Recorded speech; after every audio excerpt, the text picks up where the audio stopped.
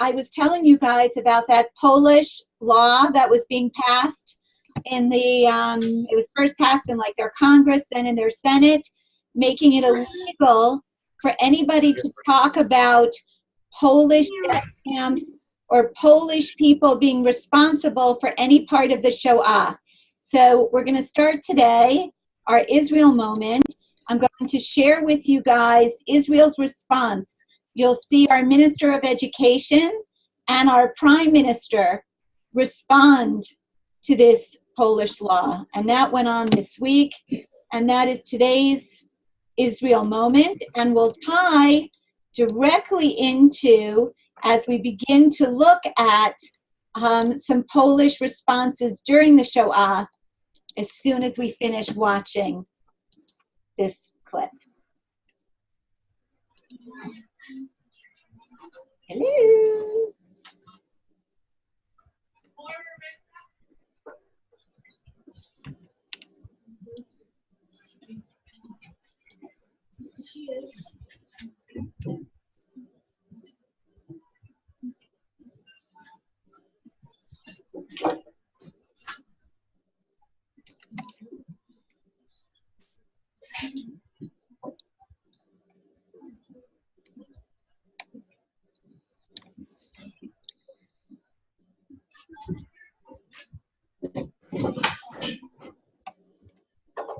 Including Poles, many Poles were engaged in helping the Nazis murder Jews, in handing them over to the Nazi authorities, and in murdering Jews themselves. My own family was annihilated in the Holocaust. כאן המקום לציין שאין לנו שום סובלנות לסילוף האמת, לשכתוב ההיסטוריה או להכחשת השואה. אמש הבאתי את ההתנגדות התקיפה שלי, שאני בטוח שותפים לכל שרי הממשלה, לחוק שהעביר הפרלמנט הפולני ביום שישי ביחס לשואה שפקדה את עמנו על אדמת פולין. החוק צפוי לעבור עוד שני שלבים עד אימוצו הסופי, והבאתי בצורה ברורה את עמדתנו שחייבים לשנות אותו. לא נקבל בשום פנים ואופן כל ניסיון לשכתב את ההיסטוריה, לא נקבל שום הגבלה על חקר האמת ההיסטורית. Yad Vashem opposes the legislation that has been passed by the lower house of the parliament in Poland, which we see as a distortion of history. It distorts the truth of the Holocaust, about the participation of Poles in the persecution and murder of the Jews. There is one legitimate point that arises in the law regarding the use of the term, the incorrect use of the term Polish extermination camps or Polish concentration camps, but from there to pass a law that penalizes an open and true research and discussion of the Holocaust, Yad Vashem cannot abide by that, and Yad Vashem will continue to support open research on the full complexity of the Holocaust in Poland, including regarding the behavior and activities of local Poles. Okay, so here we see that Israel's response to Poland saying that there should be a law not allowing anybody to speak about Polish death camps, Polish concentration camps, or Poles having committed murder or atrocities or persecuted the Jews during the Shoah is very, very clear. Israel is strongly opposed to this law that Poland is trying to pass, and strongly opposed to the rewriting of history. So now we're going to start to take a look at that history. When we left last class, we were looking at what it meant to be a bystander, right? Somebody who stands by and lets evil things happen, or what it means to be a righteous person, somebody who steps up and tries to help other people. And the first thing we're going to take a look at today are some statements or some quotes made by now an old Polish lady, but at the time of the Shoah, she was a young Polish child who lived in the town of Oswiecim, who lived actually in the town of Auschwitz, right now next to the Auschwitz death camp.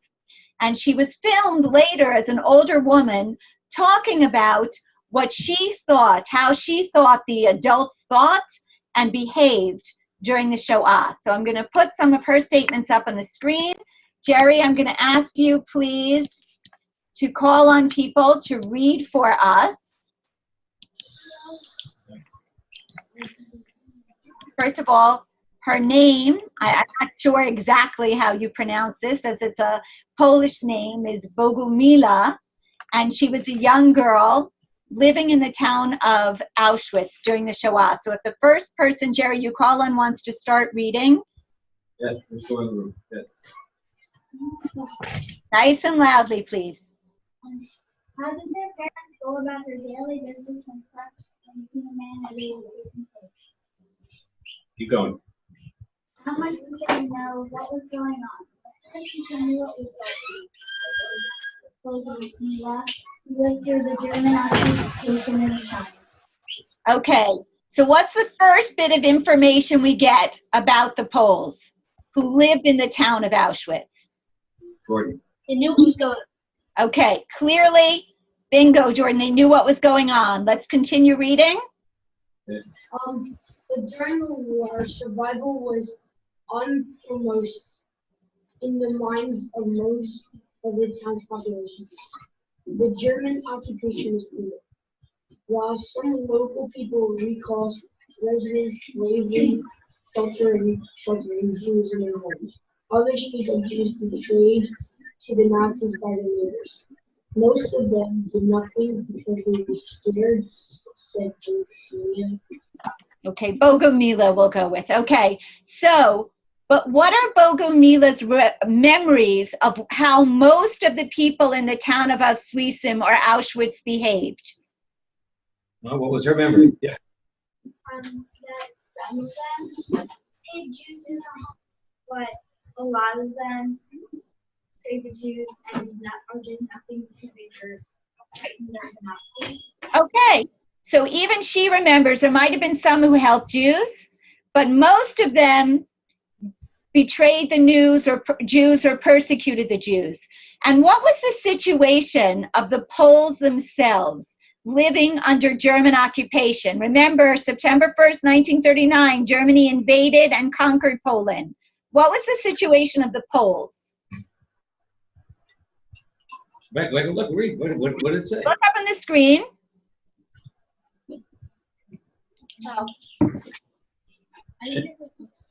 What was the situation for the Poles? How was it for the people living in Poland? Not the Jews, the regular Poles.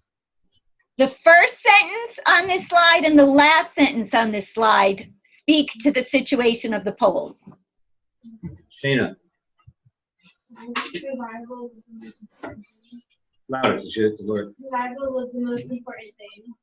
Okay, so if survival is the most important thing, were they living in safe, good, warm conditions?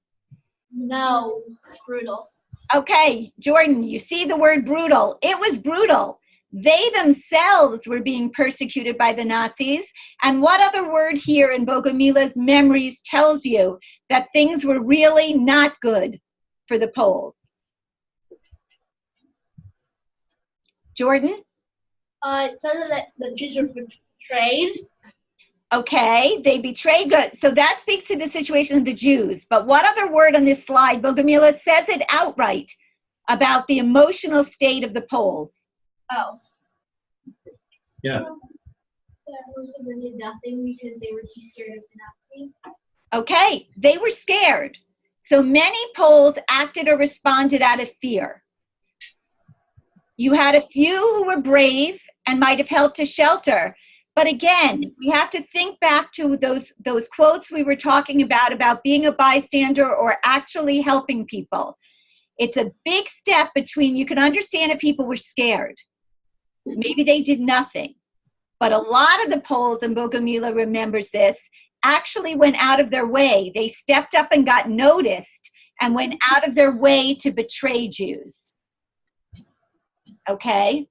So that was speaking to what it might have been like to be living in Poland as a Pole. Now we're talking not just about Poland, and remember, there were over 3 million Jews living in Poland.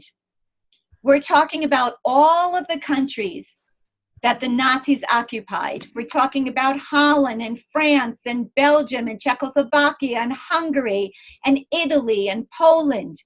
How many righteous non-Jews do you think there were in these countries? A, 260,000, B, 2,600,000, and C, 26,000. 2.6 million. Is it 2.6 million righteous Gentiles? Right. We have one. We have, Incorrect. 2.6 million, okay. Anyone disagree with that figure? go ahead. It's 26,000. Yeah, that's what I was gonna say. We have a couple of, how many think, oh, you know what's about, how many think it was 26,000? Raise your hand. And 260,000? And 2.6 million. Okay, the vast majority have voted for 26,000. Okay. L'tsa'ari, or really, unfortunately, the vast majority are correct here. That out of all of those countries and the tens of millions of people living in them, only 26,000 people actually risked their lives to help rescue or save Jews, or that's the number of recorded rescuers or righteous Gentiles that we have. And does anyone know who records, who keeps records? Where do people go to talk about the people who might have saved them or might have helped them? Does anybody know who gives the award and recognizes these righteous non-Jews?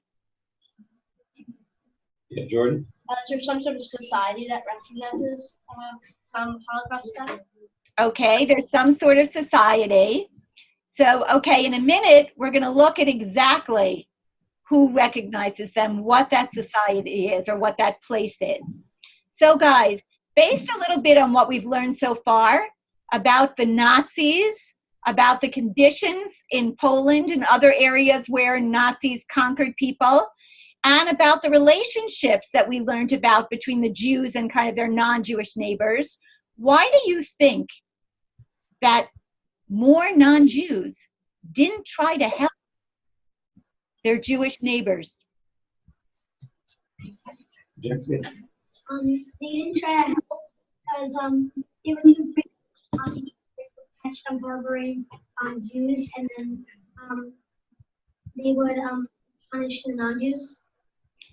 Okay, so absolutely, fear could have been a reason. And certainly in Poland, anybody who helped a Jew, they and their whole family could be wiped out and killed on the spot. So fear could be a motivating factor. Anything else? Maybe they didn't get what all the trouble was, and wanted to stay out of it. They didn't get what all the trouble was. Did you hear? Yes, and they wanted to stay out of it. Okay, maybe they didn't realize how bad things were for the Jews, and they were just kind of putting their head down and just taking care of themselves. Kind of a selfish or self-centered attitude. Could be. Any other reasons we could think of? Maybe they were so brainwashed of what was happening that they thought it was right, so they didn't think to do anything about it. Okay, maybe they were so brainwashed that they thought it was right. And I'm going to even add something to what you said and say, not only were they brainwashed, but especially in Poland and in France and in Hungary and in most countries where the Germans went. Long before the German enter the country, we have anti-Semitism, and there were pogroms, and there was prejudice against Jews. In Poland, many Jews had left Poland before the Shoah because Jews couldn't go to university, and Jews couldn't work in a lot of jobs, and Jews were attacked by their non-Jewish neighbors. That big thing, anti-Semitism, was a big factor here. and can't be forgotten about. The Germans certainly took advantage of that, but anti-Semitism existed before. Okay, anything else? Any other reasons why maybe people didn't help? Jordan. Maybe the Nazis did such a good job with their propaganda that they were afraid that like Nazis were always watching and the Nazis knew every single thing they would be doing and that they would get in trouble immediately and that they didn't want to face consequences or have their neighbors and friends also face these consequences. Okay, the Nazis did a good job. You're absolutely right, Jordan. The fear was really a reality-based fear. The Nazis did a very good job of instilling terror and fear and real threats in the populations that they conquered. So we have a lot of real reasons. So what do you guys think about that number? Is it shocking to you? Is it surprising to you that only 26,000 non-Jews stepped forward to save Jews? Or do you think it's miraculous that even 26,000 people overcame their fear and their prejudice? Take 1 minute, Jordan. Let's give people 10 seconds to think about the question, and then let's take a couple of answers. So you understand the question? Do you think 26,000, now that we know all this, do you think that 26,000 is actually, wow, I can't believe that many help? Or, oh my God, I can't believe that few help? Shayna. Well, for some reasons, like I can't believe like that was not that many people help because I mean these people were in danger and that people like around them are gonna die, and I mean they're still in danger because they're in that area. But I'm also like shocked that many people did and that many people were courageous enough to like go out there and save people. Okay. Does anyone have anything to add to that? Shayna took it from both sides of the question. Yeah. Well, I think Shayna thought that it's good that 26,000, even though it might not seem like that much out of the other thousands and thousands of people in the world, in the countries, but 26,000 people risk their lives and their family and friends' lives to help other people, but also that it doesn't seem like that much that only 26,000 people out of thousands and thousands. Jordan.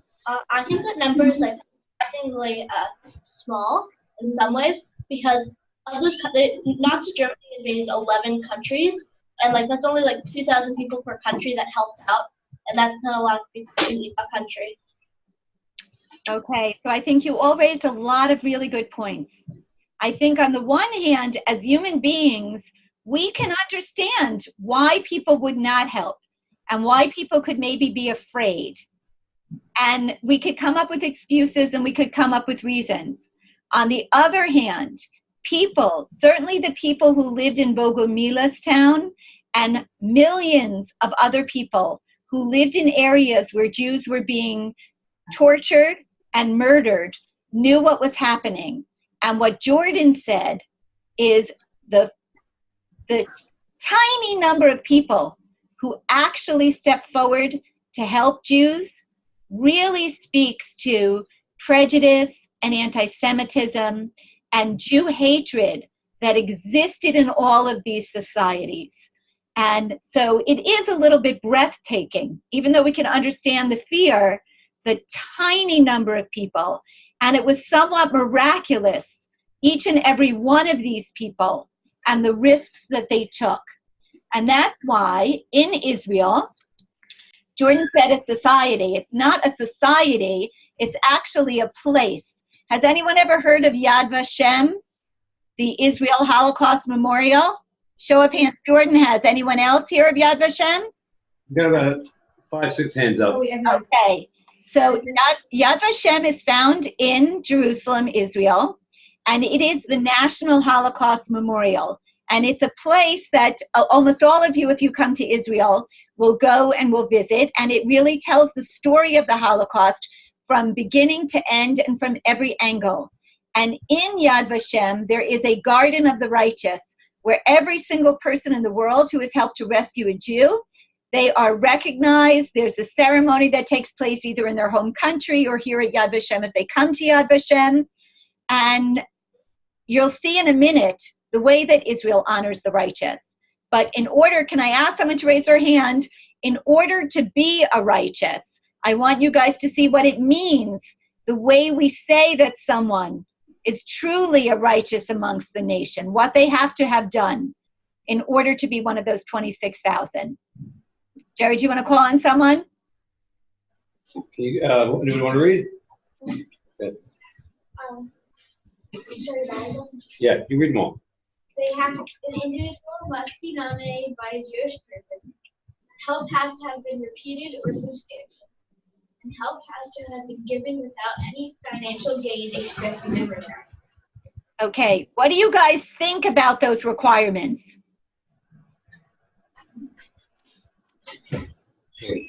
I think those requirements are fair because if a Jewish person doesn't like recognize them for what they did, then I don't think they should be chosen. And they also, if they actually like didn't help that much, but I think that like the help should have like the help part. If they helped even a little bit, I think that part's a little unfair. But the third one's definitely fair if they didn't expect any money in return. Okay, I want to remind you guys to think about especially that third one and some of the things that we've learned already. Remember, the Nazis in Germany started off with the Nuremberg laws, stealing Jewish businesses and stealing Jewish livelihood and Jewish property. And every country that they went into, as the Jews were taken away, especially in Poland where most of the Jews lived, non-Jewish neighbors would go in and steal. They would loot the Jewish houses and they would actually move into and take over the Jewish properties and Jewish businesses.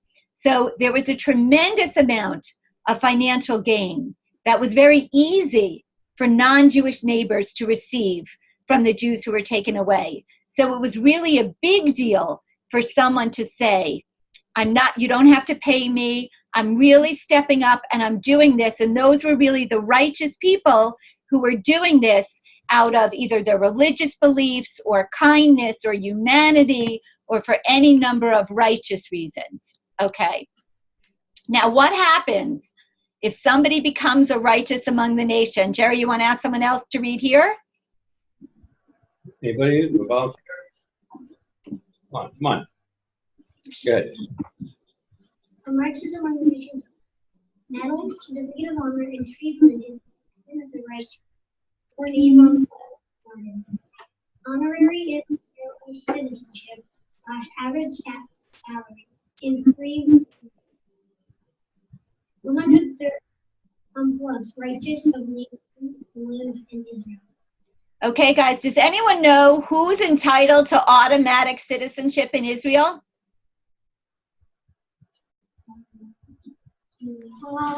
Yeah, say it. Louder. She said all Jews. All Jews. Okay. All Jews, and actually we define Jews the way that Hitler did, believe it or not. All Jews, or anybody who's even a quarter Jewish, anybody with a Jewish grandparent, whether they're Jewish or not, can come to Israel and be given automatic citizenship. Someone born in Israel, it's not like America. If you're born in America, you automatically have American citizenship.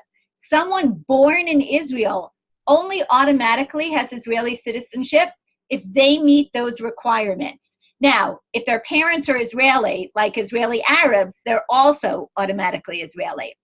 So it's a very big deal for Israel to say that any righteous amongst the nations is automatically, they're the only other group of people automatically granted Israeli citizenship.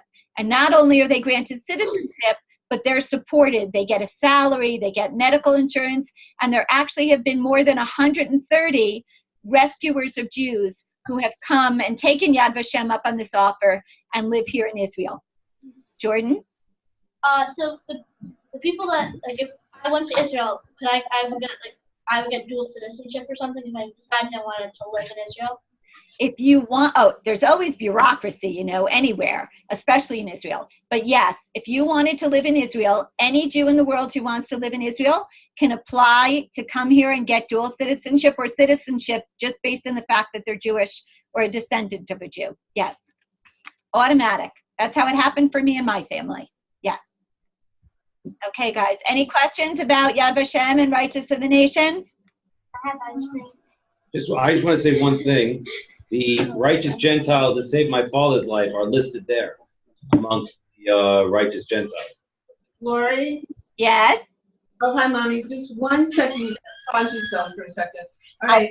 I'm so sorry to pause, Lori, and I know you're very busy, but I do need to introduce you to our special guest. This is Rabbi Lucas, who's visiting us, and these are the amazing 6th graders who are learning from Israel with actually one of my BFFs, Lori Felston. There she is. She's right over there. So she's in Medinat Israel, and she has been teaching. I think this is our 8th class. Our 9th. Our 9th class. This is our 9th class. This is our 10th class. All right. I'm sorry. This is our 10th class, and that is. Thank you, and you may recognize. Yes. All right. I'm sorry. It's a brief encounter. I hope everybody had fun with the World Wide Route. Is that good? Okay. Go back to Lori. Sorry. Okay, bye, Suze.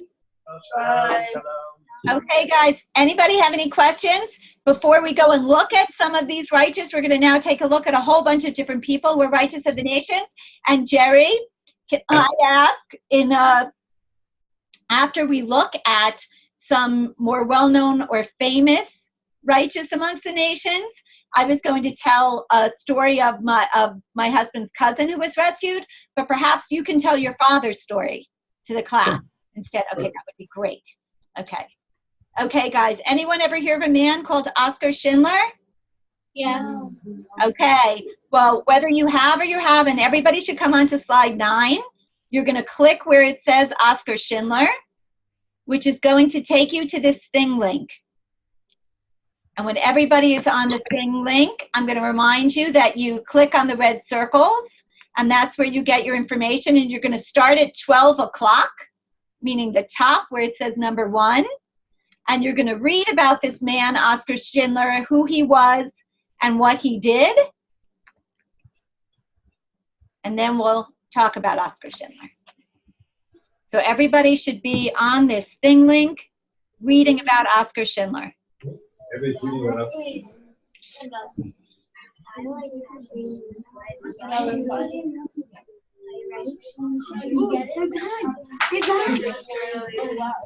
Oscar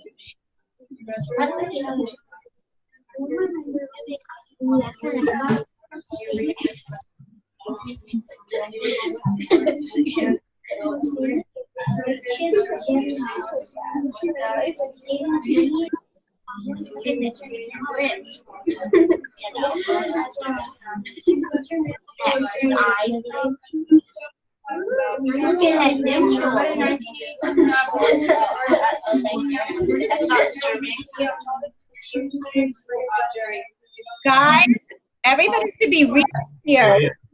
And we don't need to be talking yet, okay? Everybody should be reading on the thing link.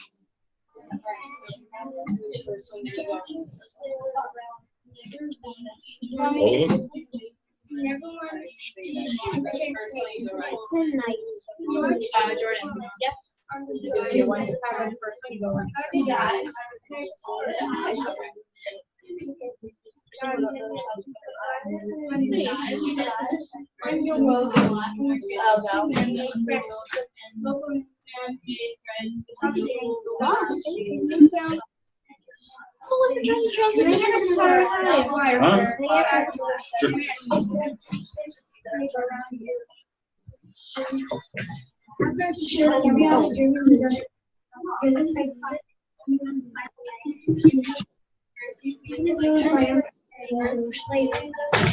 Somewhere along the lines.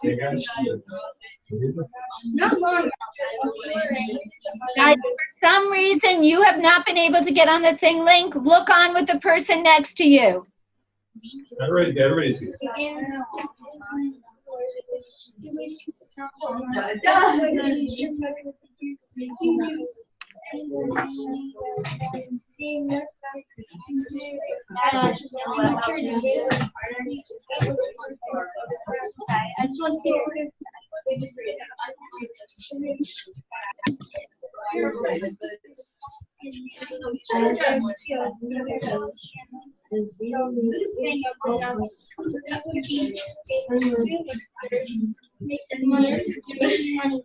Is everybody done or almost done? Good, okay. Okay, guys, take another minute or two. That's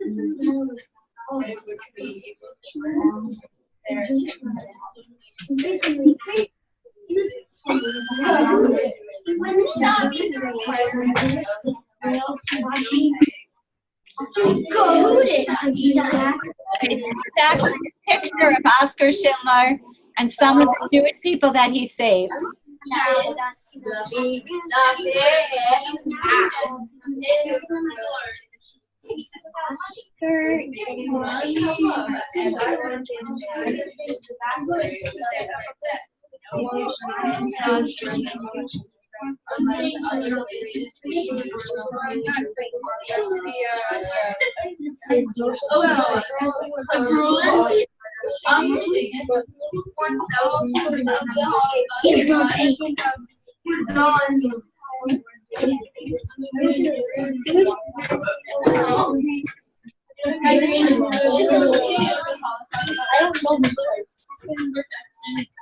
Okay, guys, it sounds like there's a lot of talking going on. So if you guys have all read about Oskar Schindler, can someone tell us Guys. who was Oskar Schindler and why is he recognized as the righteous among the nations? What did he do? Because what did he do? He made like a factory, and he like had some Jewish people working, making stuff and money for like the Germans that like they were scared. Like he saved like 1,200 Jews. Okay, so he had a factory and he had people working there. But wait a minute, isn't that what lots of Nazis and Germans did? Didn't they have factories and they had Jewish slave laborers working there? So how did he save Jews? What did he do that was different than all these other Nazis who were using Jewish slave labor?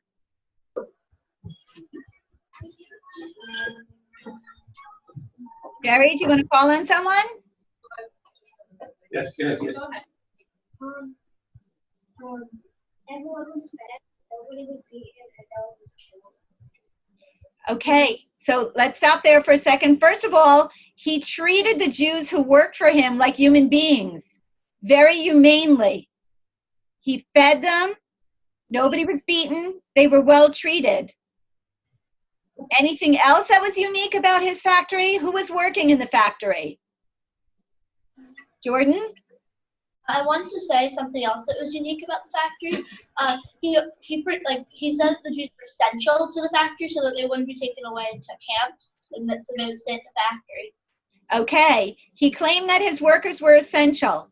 So there were not only men and women who were essential workers in his family, in his factory, he kept whole families together. And he claimed that children were also essential workers and that their small hands could be used for reaching parts of the machinery that adult hands couldn't reach. So he also saved whole families, men, women, and children. Okay? Anything else? I'm just curious because it says that one of the things is help has been given out of financial gain, but didn't he get financial gain? That's a great question. And what we know and what the Jews who worked with Oskar Schindler said is he made a fortune. He was not a very successful man before the war. He made a fortune of money during the war. So if the story ended there, he would be like all the other Nazis who used Jewish slave labor and made a fortune. But he took that fortune of money and he paid off. The way he was able to save a lot of his people was he paid off a lot of Nazis. He bribed a lot of people, and that allowed him to keep a lot of his workers, and especially to keep families together. And he used his money to buy food. He didn't feed his workers slave food or food that people were starving on and dying from. He used his money to buy food for his workers. And at the end of the war, Oskar Schindler was as penniless and as poor as he was when the war started, because he used all of his money to save Jews. Okay, so everyone feels like we got a good look at Oskar Schindler. And now we're going to go ahead and take... Lori, yes. Can you say what there is in Israel now to remember Oskar Schindler? Yes, in Israel today, and Oskar Schindler, like many of these rescuers that we're going to take a look at now, some of the more famous rescuers who were in a position to be able to save many Jews, they were kept in contact with many of the people that they rescued after the war. And Oskar Schindler is actually buried in Israel. So his grave is here in Israel, and many of the people who he rescued and their descendants, which number in the tens of thousands because he saved almost 1,300 people, come and regularly visit the grave of Oskar Schindler, as do many other Jews from around the world who know his story. So Oskar Schindler was a remarkable and exceptional force of personality who was able to build, a Nazi, a German, build this factory, but save well over 1,000 Jews by doing that. And now I'm going to ask you guys to come on to slide number 10. And you're going to click and come on to this lino where you have the opportunity. I'm going to ask you to look at 2 or 4. And here, guys, before you do it, let me explain. And you're going to plug in your earphones here, because here you're going to be watching a bunch of video clips. Here you have the opportunity to look at 4 different people who risked their lives to save Jews. I want you to watch at least 2 of these, okay? Not 1. I want you to watch 2 of these videos. And I want you to think about, why do you think this person actually acted and did what they did to save Jews? And what kind of difficulties did they face? So after you watch one video, you can answer the question. And here you're going to meet Neep Gies, who was the actual rescuer of Anne Frank and her family. You're going to meet Irina Sendler, and you're going to see, I'm going to ask you who she was and what she rescued. You're going to meet Jan and Antonina Zabinski, who were Warsaw zookeepers. They were the couple who took care of the Warsaw Zoo. And if you watch the clip here, you'll see how they risked their lives to save Jews. And you're going to hear about a Swedish man named Raoul Wallenberg, who risked his life to save Jews. Okay, so you can plug in your earphones. Again, guys, if for some reason you cannot access this lino, work with the person next to you and work together. And remember to use the lino. You click on the stickums up here in the right-hand corner to write your comments, okay? So after you've watched a video, you're going to tell me, why do you think this person did what they did? And what kind of obstacles or difficulties did they have to deal with or overcome in order to save Jews? Okay, so once you're plugged in with your earphones, you guys can get started watching the videos.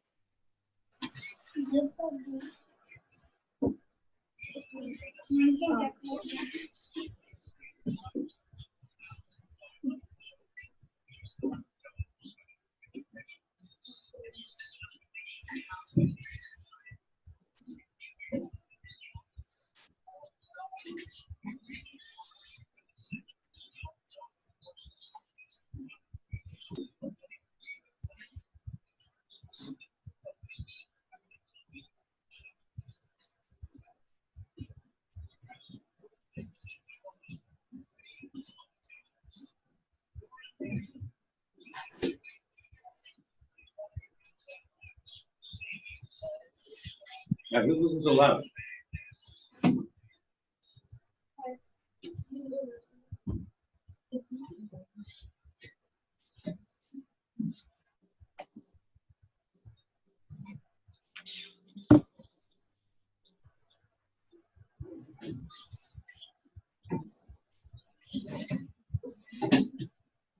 No.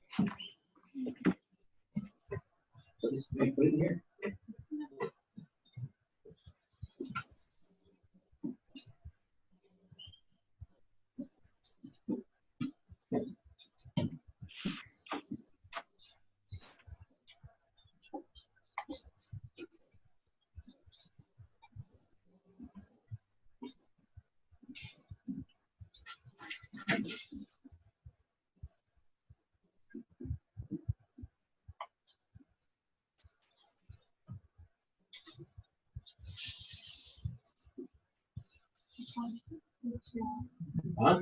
I was just like glitched out. Like my mind worked. Glitch back in.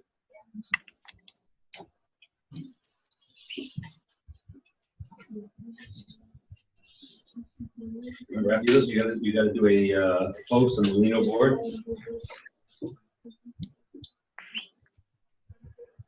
Okay, guys, these people all risk their lives when helping people, but that's not the question that I asked you to look at, right? I want you to tell me why you think this individual did what they did. Meaning a Miep Gies or an Irina Sendler. Let's take Irina Sendler, who was in Poland. She was a Polish woman living in Warsaw who risked her lives to save Jewish children. Why do you think she did what she did when so many others didn't step up? And what kind of difficulties did she face? Okay, so let's think about these questions when posting our answers.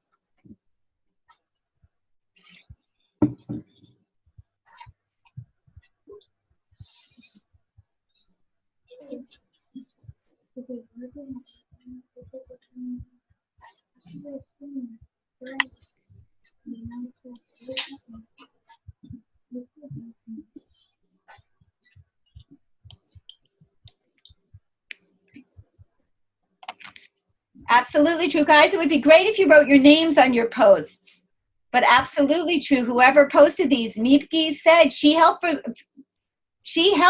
the Frank family because she felt as a human being that was her responsibility.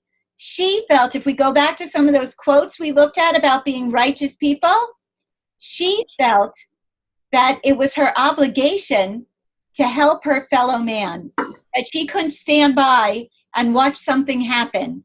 From a human connection, she reached out and helped the Frank family.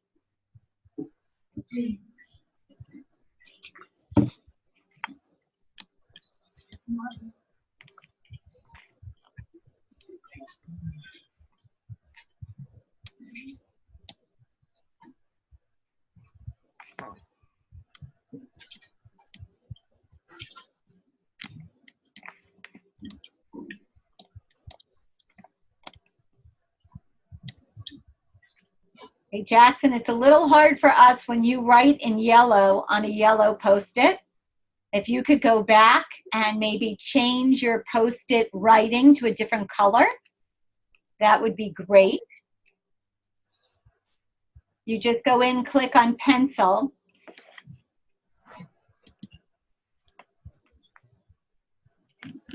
And then you can pick one of the other colors here other than yellow, which will work a little bit better for your writing. Okay, I changed it.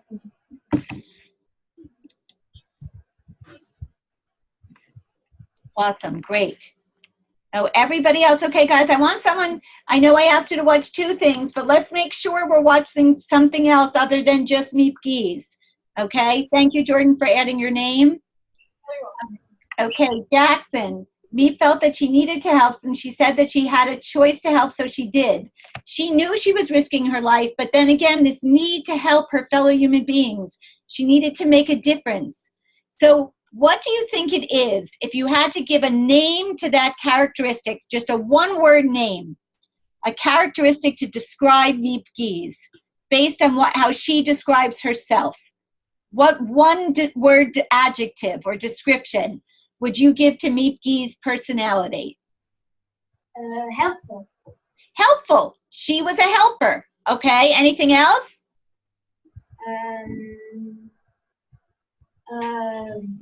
Yeah, good. There's Persistent. there's no wrong or right. Said persistent.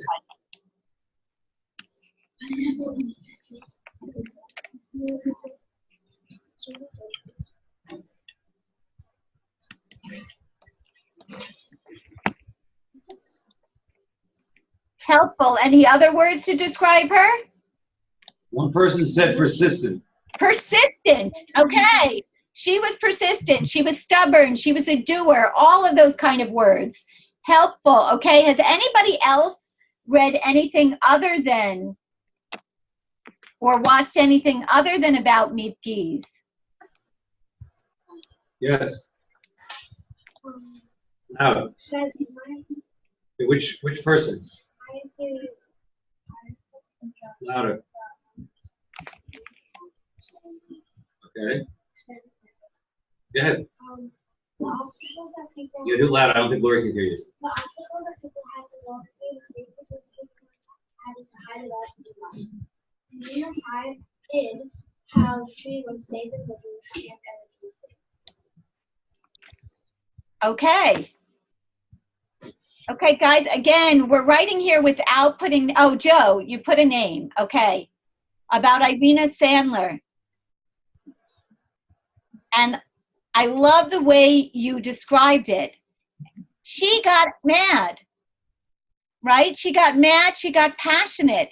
And they say, you know, if you get mad, you can stamp your feet and have a tantrum, or you can actually go out and do something. She got mad at the way Jews were being treated, and Jewish children were being starved and tortured and murdered, and she decided to do something about it.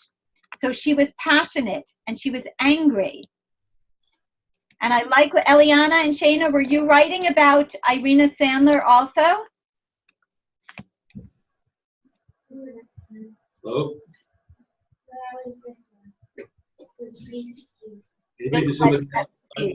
About Meep Geese. Okay.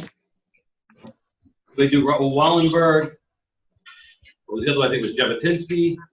No, the other, we had Raoul Wallenberg. Somebody do Raoul Wallenberg? And then you had the Jan and Antonina Zabinski. A fascinating story. They were the zookeepers of the Warsaw Zoo. There were many Nazis who were fascinated by animal life and animals. And these zookeepers, because they were the zookeepers of the largest zoo in Poland, they had a lot of connections to Germans who were also zookeepers and raised different types of animals in Germany. So they were able to have a pretty good public face and public connection with the Germans, and they actually risked their lives, and on the grounds of the zoo, they hid many Jews during the war.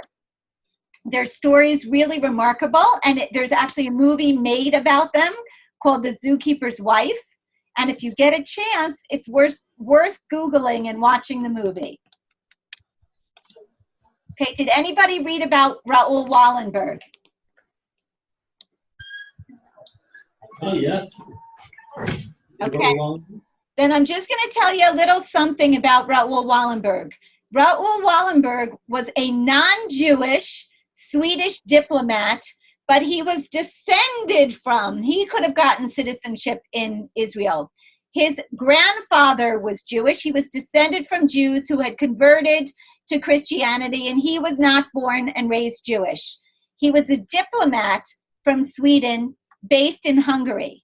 And what he did was he gave visas to many Jews in Budapest, and he set up safe houses where if these Jews had these visas, they could go to these safe houses, and then the Nazis could not deport them to death camps. So he saved thousands of Hungarian Jews who were based in Budapest. Now, anyone who knows anything about the history of World War II knows, well, you guys probably know this from studying history, what kind of country was Hungary? Was it a democracy? What kind of country did Hungary become after the war? Does anyone know? Anybody raising their hand? What kind of country did Hungary come after the war? Definitely not a monarchy. Definitely not a monarchy. Not a monarchy. Hungary, to give you a clue, Hungary was taken over or rescued or freed by the Soviet Union, by Russia. So what kind of country do you think Hungary might have become? Communist. Communist. Hungary, like Poland, became a communist country. And the Russians actually were suspicious of Raoul Wallenberg, who was a Swedish diplomat. They took him back to Moscow, and we don't know what happened to him. He disappeared, and he was never heard of again. And there have been many, many, many people who have tried to find out and research what ultimately happened to Raoul Wallenberg, and we don't know. It remains an unanswered question to this day, but he is recognized as a righteous non-Jew for saving thousands of Jews in Budapest. Okay, guys. Did anyone see anyone acting for any reason other than a humanitarian reason or out of passion or kindness or feelings towards Jews?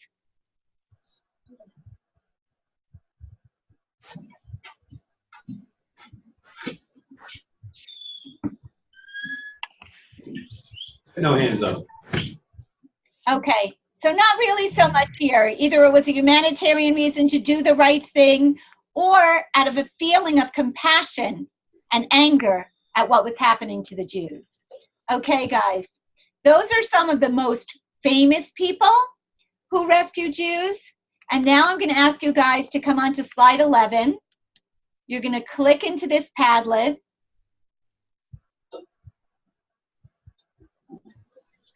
Keep your earphones handy.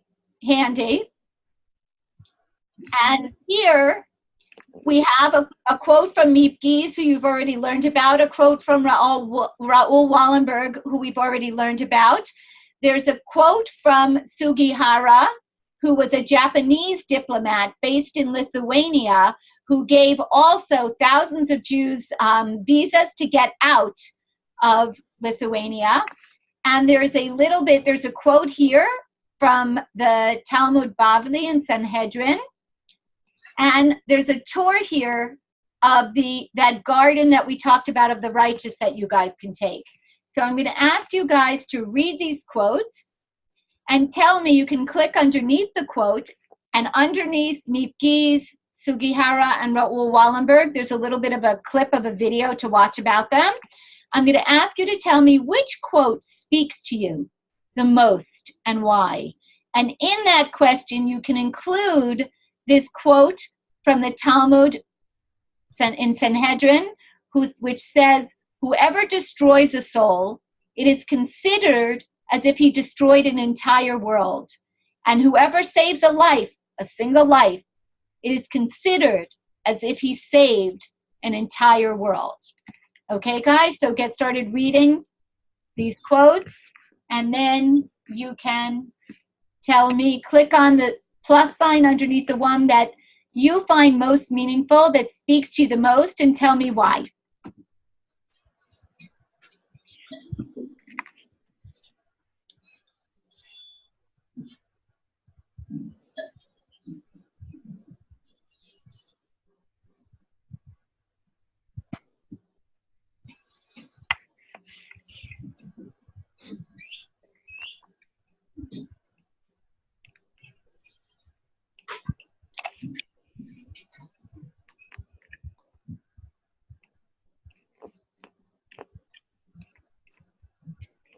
And if you finish and other people are still working, you can take a little virtual tour of the Garden of the Righteous, of this place where trees were planted. And today, because so many trees have been planted, plaques or names are put up on a wall there.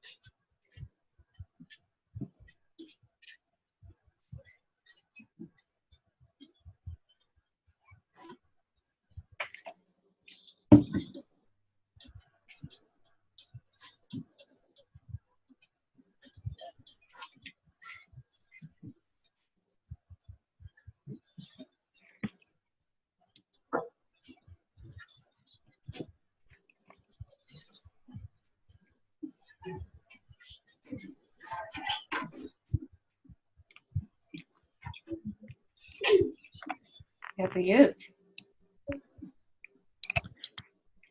Okay, guys, it seems most people are finding Meep Geese or this quote from the Talmud Bavli most interesting.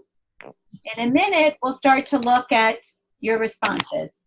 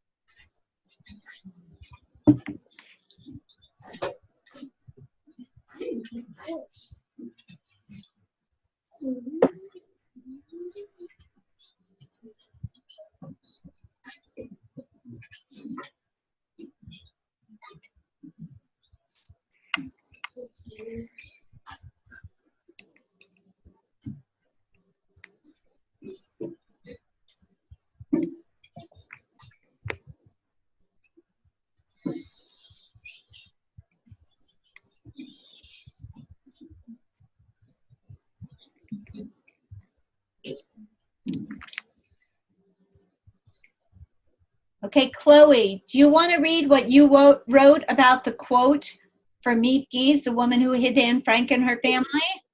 Okay. This quote is the quote that Steve Jackson wrote because it talks about how people are in need, how she wanted to help, and how we should help. Okay. Anybody have any response to Chloe's ideas about the quote about Meep Geese?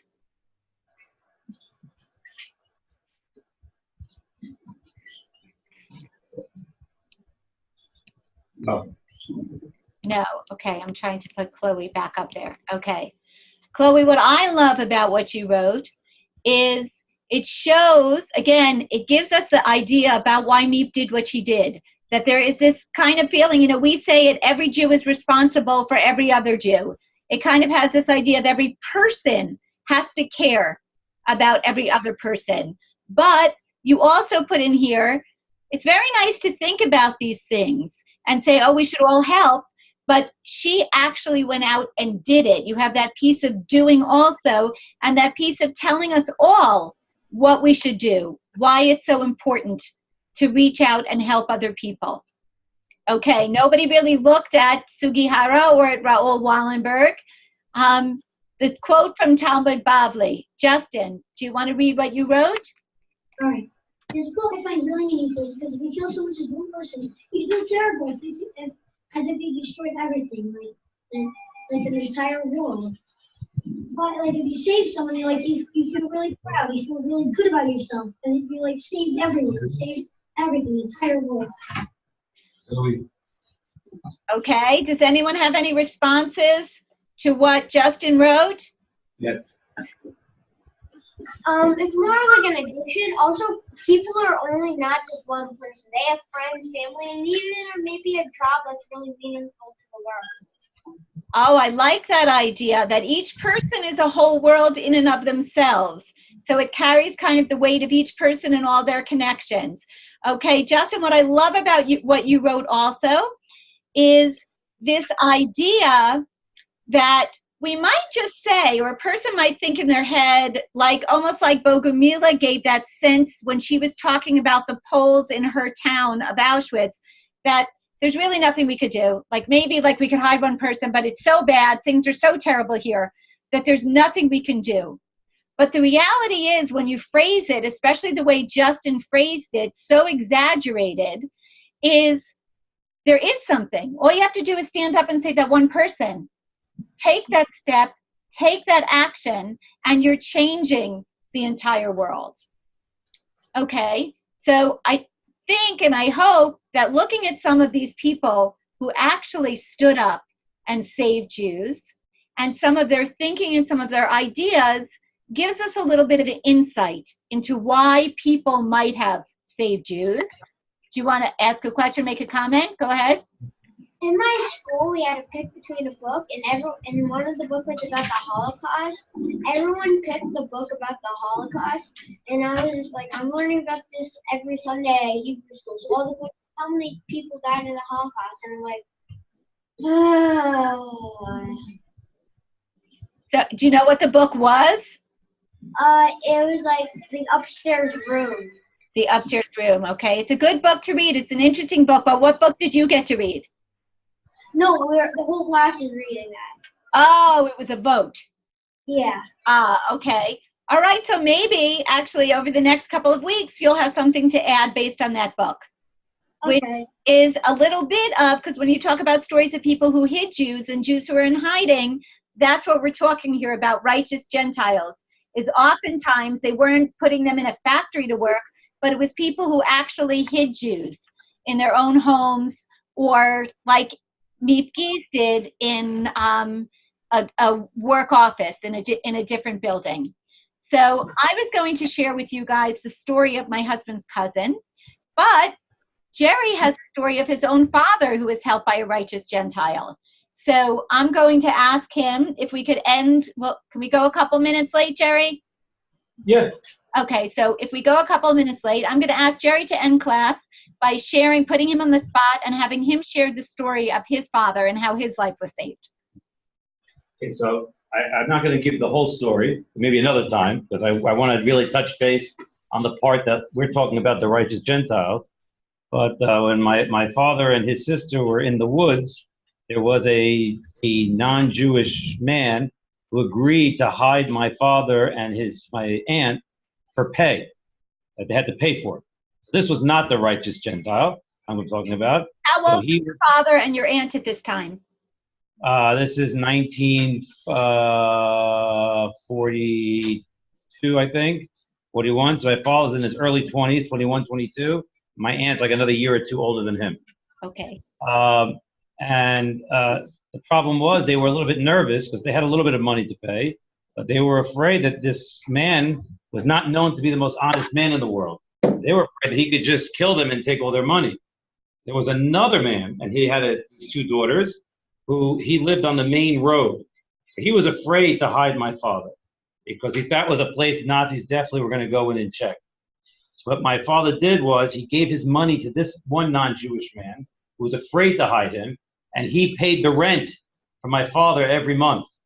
This way, if there was no incentive for the guy hiding my father just to take his money and kill him, it also worked another way because there was another non-Jew out there who knew that this not as trustworthy non-Jew was hiding my father. So that was like another incentive, right? That if he did anything wrong, all he had to do was go to the Germans, and this guy could get himself in trouble. So, but eventually my father ran out of money.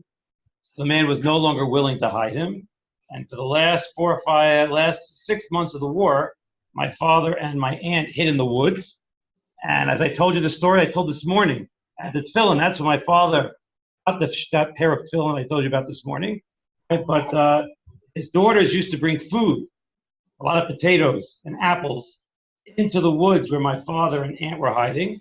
And they would bring every day stuff to them, into the woods. Otherwise, there was no way they could have survived living in the woods without the food being brought by these two young ladies.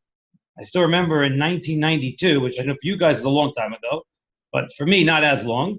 My father went back to Poland, right? And obviously the man was no longer alive, but the two daughters, the young ladies, were now old, right? My father actually visited with them. My father supported them forever. I remember, I didn't even know this, after my mother passed away and I had to start going over helping my father go through his checkbook. We saw these checks every month going to these people that we never knew their names. We knew the stories. My father was sending checks every month, which we continue to send, even though my parents are no longer alive. And even though those ladies are no longer alive, it's their children now, right? But they don't have a lot of money. But so the two sisters are listed amongst the righteous Gentiles in Yad Vashem. And actually, I lead a group of students every year to Israel, part of my other school. And there's two stops we make. One stop we make is at the righteous Gentiles, so I could show them what would save my father. My father happens to be buried in Israel in a cemetery called Har HaMenuchot, which we translate as the Mountain of Rest, which happens to be very close to Yad Vashem. It's very close, right? And on my father's tombstone, I don't have it with me, on my father's tombstone, it looks like every other tombstone, right? It says, what have you, but underneath it lists all his brothers and sisters who were killed in the Holocaust, who obviously do not have tombstones, right? There's no place anywhere, right? We don't know how they died or where they are, right? But my father wanted there to be a memory to them, so he had it in his will that when he passed away, he wanted to be buried in Israel, and he wanted all of his brothers and sisters' names, the ones who passed away, to be written on it's called a matzeva, on his tombstone. Wow. Well, I think it's fair to say that if not for these two young girls who now are no longer alive, but if not for these two young girls, you guys would not be sitting in this classroom with Jerry as your teacher. So you guys see this idea of the righteous Gentile, what somebody said before, I think it was Justin who said it, when they save one person, all of the people around that person, so that person's children, all of the people are also saved.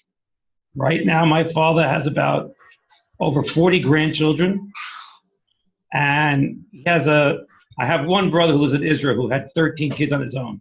So wow. He did a good portion of that. And he already now has, my father already has a number of great-grandchildren.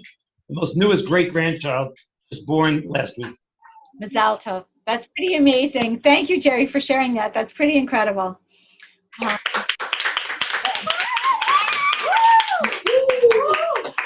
Okay, guys, so we're going to pick up next week, finishing our conversation on what you guys think about this, on the people who stepped up and actually became righteous Gentiles, on those who didn't.